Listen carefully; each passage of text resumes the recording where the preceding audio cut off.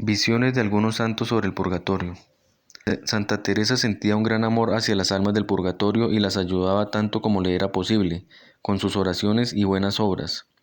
Como recompensa, Dios le mostraba con frecuencia las almas que había ayudado a liberar. Las veía en el momento en que terminaba su sufrimiento y entraban en el cielo. Ahora bien, generalmente salían del seno de la tierra.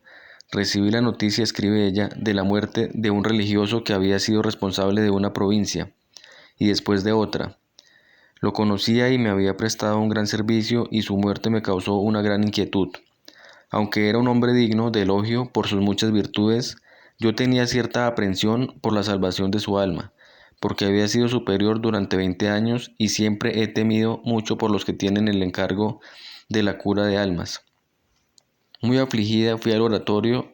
Allí supliqué a nuestro divino Señor para que aplicara por este religioso el poco bien que había hecho durante mi vida, y para que supliera el resto con sus méritos infinitos, a fin de que liberara a esta alma del purgatorio. Mientras suplicaba esta gracia con todo el fervor de que era capaz, vi a mi derecha cómo esta alma salía de las profundidades de la tierra y subía al cielo transportada de alegría. Aunque este sacerdote era de edad avanzada, se me apareció con los rasgos de un hombre que aún no había cumplido los 30 años, y con un rostro resplandeciente de luz. Esta visión, aunque muy breve, me dejó inundada de alegría y sin sombra de duda en cuanto a la verdad de lo que había visto. Como me separaba a una gran distancia del lugar donde este siervo de Dios había terminado sus días, pasó algún tiempo antes de que pudiera conocer los detalles de su muerte edificante. Todos los que fueron testigos contemplaron llenos de admiración cómo conservó la conciencia hasta el último momento, las lágrimas que derramó y los sentimientos de humildad con los que entregó su alma a Dios. Una religiosa de mi comunidad, una gran sierva de Dios, había muerto hacía menos de 2 días. Estábamos rezando el oficio de difuntos por ella en el coro. Una hermana estaba haciendo la lectura y yo me encontraba de pie para recitar el versículo. Cuando llevaba la mitad de la lectura, vi el alma de esta religiosa salir de las profundidades de la tierra, como la que acabo de nombrar, e ir al cielo. En ese mismo monasterio murió a la edad de 18 o 20 años otra religiosa, un verdadero modelo de fervor, de orden y virtud. Su vida no había sido más que todo un conjunto de enfermedades y sufrimientos que había soportado pacientemente.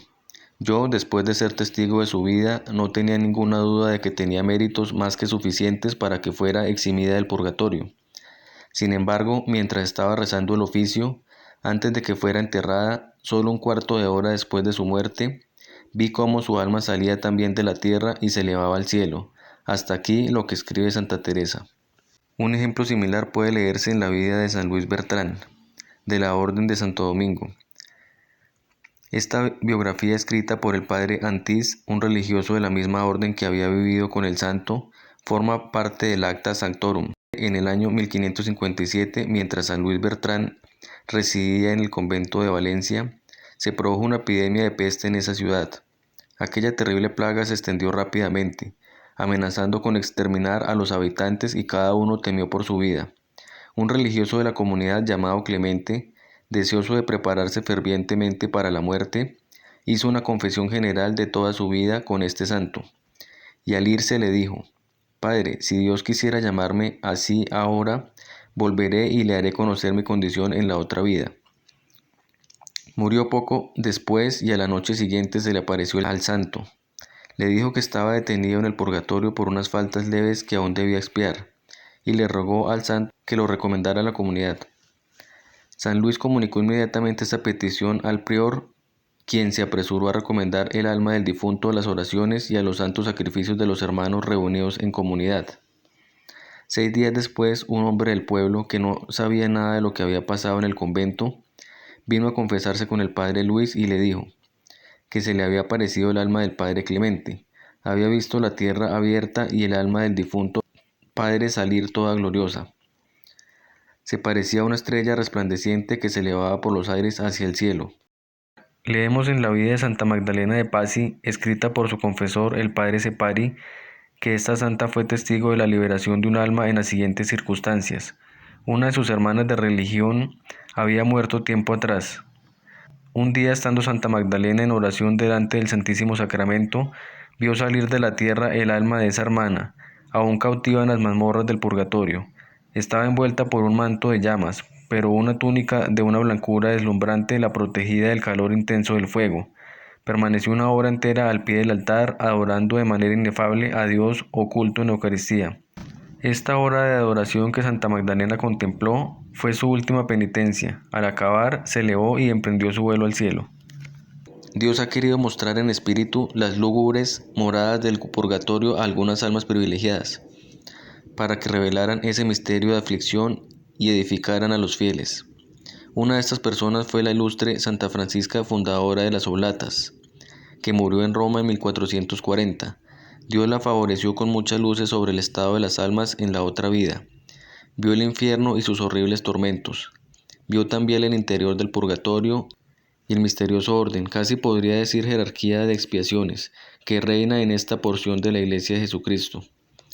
En obediencia a sus superiores que creían que le debían imponer esta obligación, dio a conocer todo lo que Dios le había manifestado y sus visiones escritas a petición del venerable canónigo Matteotti, su director espiritual, tienen toda la autenticidad deseable en estos asuntos. La sierva de Dios declaró que después de haber soportado con indecible horror la visión del infierno, salió de ese abismo y fue conducida por su guía celestial a las regiones del purgatorio. Allí no reinaba ni el horror ni el desorden, ni la desesperación ni las tinieblas eternas. Allí la esperanza divina difundía su luz y se le dijo que este lugar de purificación se llamaba también estancia de la esperanza. Allí vio almas que sufrían cruelmente, pero los ángeles las visitaban y asistían en sus sufrimientos. Contó que el purgatorio está dividido en tres partes distintas, que son como las tres grandes provincias de ese reino de sufrimiento. Están situadas una debajo de la otra y ocupadas por almas de diferentes órdenes. Las almas se encuentran a más profundidad según la proporción de sus maldades y de lo alejadas que se encuentren del momento de su liberación. La región más profunda se encuentra llena de un fuego feroz, pero que no es oscuro como el del infierno. Es un vasto mar de fuego que arroja inmensas llamas. Innumerables almas se sumergen en sus profundidades. Son las que se han hecho culpables del pecado mortal, que se han confesado debidamente, pero que no han expiado suficientemente durante la vida terrena.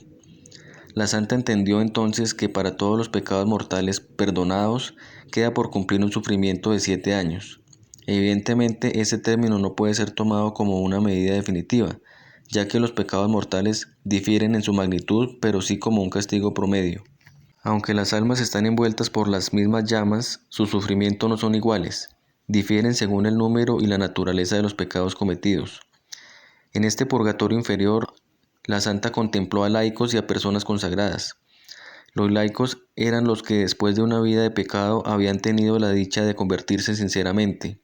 Las personas consagradas a Dios eran aquellas que no habían vivido según la santidad de su estado. En ese mismo momento vio descender el alma de un sacerdote al que conocía, pero cuyo nombre no revela. Observó que tenía la cara cubierta por un velo que ocultaba una mancha. Aunque había llevado una vida edificante, este sacerdote nunca había sido templado y había buscado con demasiada ansiedad las satisfacciones de la mesa. La santa fue llevada después al purgatorio intermedio, destinado a las almas que habían merecido un castigo menos riguroso. Tenía 3 compartimientos distintos.